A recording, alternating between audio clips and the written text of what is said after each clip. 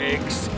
If you're looking for me, you better check under the sea, 'cause that is where you'll find me, underneath the sea. Welcome to Water Damage with your host, Gil Mancha. This is my chronological discussion of the King of the Seven Seas, Aquaman. Disclaimer, I will be actively getting and collecting issues as we go, and I'm trying to only cover issues that I have a physical copy of or are in a collected edition. I'm going to try to stray away from digital because I love physical media, but the DC Universe Infinite app would be a great way to keep up with the podcast. Be sure to hit the follow button on Spotify or preferred platform to get episodes as soon as they drop. In today's episode, we'll be covering Adventure Comics 232, Aquaman Joins the Navy. Links will be in the podcast notes. The issue was released on January 1st, 1957. Let's take a look back at what else was happening that day in history.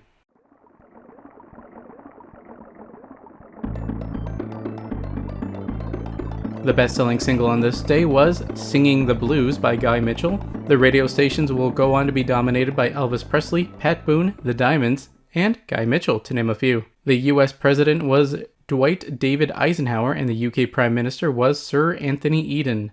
Most popular movies this year included Old Yeller, Raintree County, Island in the Sun, and A Farewell to Arms. Music-wise, I'm only familiar with Elvis. The only movie I'm remotely familiar with is Old Yeller, though I haven't read or seen it myself.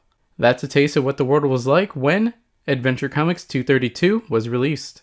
I'm reading this thanks to Aquaman 80 Years of the King of the Seven Seas. As of recording, this issue is not available on the DC Universe Infinite app, so outside this 80 Years book, I'm not sure where else you can find it commercially available. Just like all the other issues we've covered here, Adventure Comics is an anthology of stories, and this one is the second of 3 stories. Right in the middle, ahead of Green Arrow, but of course second to Superboy. Again, it's called Aquaman Joins the Navy. We don't get to see his costumed calf fin in this issue, so we don't get a chance to properly or improperly color it. According to the 80 Years book, the writer of this story is unknown. It was pencil and inked by Ramona Fradon, editors Mort Weisinger and George Cashton. This cover, Adventure Comics, focuses on Superboy, so we'll focus on the first panel of the Aquaman story. The Aquaman name is back to being red, which again is the most common color. We're on a boat with a line of sailors standing. Aquaman's in front of them, saluting, and the officer is yelling at Aquaman, announcing that he'll make a good seaman of you if it's the last thing he'll ever do. Aquaman responds saying, yes, sir. It's funny because despite how it sounds like Aquaman's coming off, scared in this moment, the picture, he looks smug. As a clickbait, I think it'd work better if he was like mopping the deck or at least looked scared. The text mentions that the Navy is always on the lookout for new recruits, but they've never had a seaman quite like Aquaman. They'll never forget the events that unfold when Aquaman joins the Navy. Since this issue is not on the DC Universe Infinite app, I can't read you guys the About This Book section. After the break, we'll summarize the issue. Is Aquaman finished? Can you make it to the bathroom before we return with part 2 of the show? What it do, guys? Manjoume here, and if you like board games, especially deck building games, you should check out at Team_Thunder on YouTube. There we have unboxings and games of Legendary, a Marvel deck building game, the DC deck building game, the Transformers deck building game, and many more. That's where you can find VODs of this and Dawn of Pod, where you can directly leave a comment and we can discuss the issues. The Superman Aquaman Hour of Adventure, featuring Aquaman, King of the Seven Seas, and your favorite comic book superheroes in their own adventure stories. It's 60 minutes of thrills and fun, next on most of these stations.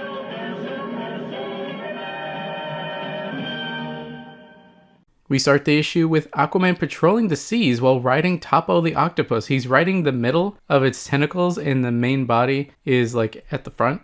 It's very odd seeing Aquaman riding an octopus. It's very odd. Aquaman sees 3 flares and recognizes it as Admiral Hanley's secret signal to him. When he gets there, it turns out there's not a problem, but Hanley wants to ask Aquaman to join the Navy as a seaman. Aquaman is shocked, but it's more so of a publicity stunt to drive in new recruits. After hearing that, Aquaman's all in.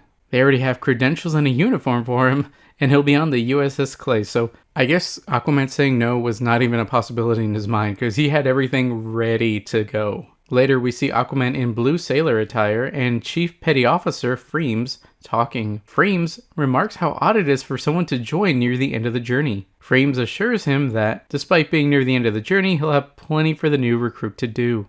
Outwardly, Aquaman says, "Yes, sir," but in his mind, he decides to keep his identity secret and to teach him a good lesson. Freems' first task for him is to join 2 other men in swabbing down the deck in 1 hour. One of the men remarked that they couldn't even do it in 5. After Freem leaves, one man says they're in for it now. If they can't finish before time's up, they'll lose their shore leave privileges. The undercover Aquaman tells him not to worry and grab all the mops they can. He'll take care of the rest. Shortly after, they have at least a dozen mops and buckets, but the 2 men are confused. Aquaman agrees that they only have 2 hands apiece, but his friends have a lot more. Suddenly, several octopi start coming aboard. Use all their limbs to grab several mops and scrubbing brushes. Here's where we get our quote of the issue.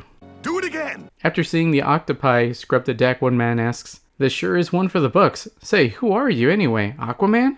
Without missing a beat, he replies, "Do I look like Aquaman?" Then they completely drop the matter when they realize the deck is scrubbed, but it's also soapy, which octopi can't rinse. Aquaman makes another signal and 6 whales come in to blast water out of their blowholes to rinse the deck. However, when Freems arrives, he doesn't believe that the 3 of them could have finished the job so soon. They must have had help from the whole crew. Before the group can dispute this, another member comes in to tell Freems that the dishwashing machine had broken. The crew is worried that with all these dirty dishes, when they get to shore and get inspected by the Admiral, they'll be disgraced. Freems disagrees since it'll be cleaned by hand, which shouldn't be a difficult task for people that apparently got a crew's work done in such a short amount of time. Once Freems leaves again, one man complains that they'll never get them all clean in time. Aquaman waves it off, saying that they'll have the best kitchen detail in the world. This time, he gets a chute made of eels to send the plates down fathoms underwater, where there is a layer of warm Gulf Stream water to clean the plates. Dumbfounded, one of the men asks if he's kidding, and Aquaman dives into the water, saying, "Stay put and you'll find out." Once he's fathoms below, we find sea sponges moving back and forth across the plates, and Aquaman thinks about how great a job they're doing at cleaning the dishes. In a few minutes, the octopi are throwing the clean dishes to the octopus on board, who catches them and stacks them into piles that the seamen can carry. When Freems gets there, he's astonished to see the job done and demands an explanation on how it got done. Before Aquaman can explain, they notice a storm blowing up in the window. They make their way to the bridge and see an old deserted wreckage that they'll hit soon. Acting fast and confusing Freems, Aquaman dives into the water. As the wreckage draws near, Aquaman surfaces and some swordfish punch holes in the hull, sinking it. The men praise him and Freems just can't believe it. The next problem is giant waves that are going to make them late. Aquaman re-dives and while riding Topo, summons several whales to form a living breakwater on the sides of the destroyer. Per Freems' explanation, it's now calm around the ship and rough beyond. So it sort of encapsulated it, so they have this barrier and the water around them is nice and calm, where beyond the barrier is where it's crazy. When they make it to their destination, it's a press event. Admiral Hanley remarks that Aquaman did join the Navy. As he announces this, Freems explodes. I should have known. Yes, you should have. After the cameras are off, the Admiral compliments the cleanliness of the ship, and Freems remarks how they've been getting some pretty good help lately and winks to Aquaman, who smirks at him. The end. After the break, we'll go over some thoughts and feelings about the issue. Wait a minute. That was no joke. Somebody tried to kill me. That or we're not paying Mr. Slippery enough. Holy Neptune's trident. This has to be the work of the Legion of Doom. Hey, there's an echo inside my head. Echo.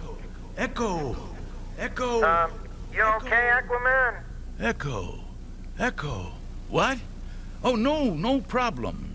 At first glance, I thought this would be Navy propaganda, but after reading it, that's like what they were creating in-universe at the end of the issue with that TV broadcast. In real life, I don't think so. For me, it's hard to say that this is propaganda. I think the normal sailors should have saved Aquaman from something. So some specific skill they teach in the Navy, and Aquaman asks, "How are you able to do this thing?" or "Who taught you?" His answer could have been, "Well, I learned this from being in the Navy." And any one of us could have done the same. They all laugh, join the Navy, the end. Ivan Netanyahu.